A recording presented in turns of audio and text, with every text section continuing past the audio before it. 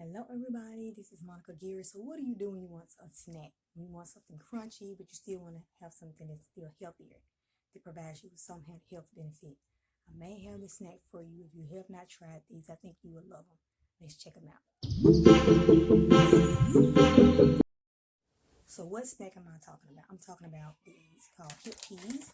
So I came across these in 2017. I think I got them from like Starbucks. And they're called HIPPEAS. So they have different flavors: white cheddar, barbecue, and these are sriracha. I think I'm saying that correctly, which is like a hot chili pepper, a hot sauce. So it's like a hot flavor, but they're really good. It has 4 grams of fiber per serving. They have 3 grams of fiber per serving, 4 grams of protein. So if you want something that's kind of crunchy, has a nice taste to it, this is a great brand.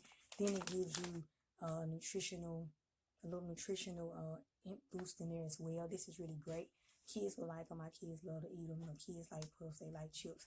But this is not something that's fried. So remember, I always talk about small steps equal big change. So making little small changes here and there, so you still can get that crunch, still can get something that tastes good, but it still has some nutritional benefit in it as well.